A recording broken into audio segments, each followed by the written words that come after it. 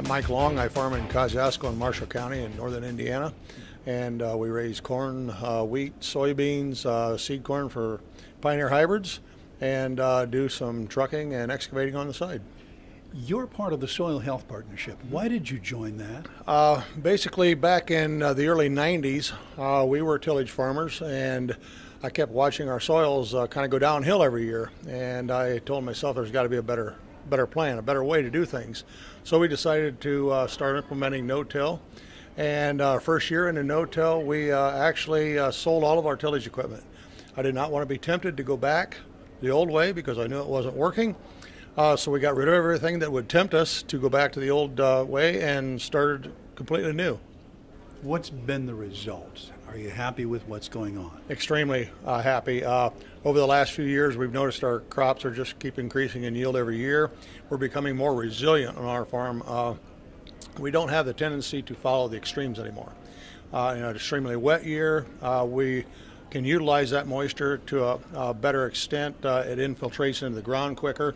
During a dry year, we have the reserves to get us through the dry year. There's a lot of benefits to the whole program, but the most beneficial to us is the bottom line. We don't have a lot of dollars involved in big, heavy tillage equipment anymore.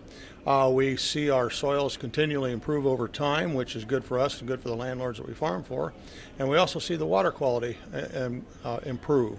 Our runoff, our tile flows and things have changed over time, and our soils just continue to get better. Some people say they're getting an increase in organic matter. What's been your result? Absolutely. We have actually increased our organic matter almost 2% over time, which equates to quite a few gallons of water per acre when you're looking at reserves for the July-August timeframe.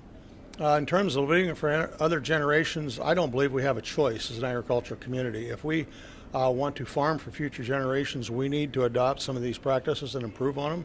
If there's anything I've learned as I get older is I have to unlearn as much as I learn every year because things just aren't relevant anymore and the technologies change, but not only technologies, the philosophies are changing. We need to be in a never sustaining environment, which with our old practices we were going in the wrong direction.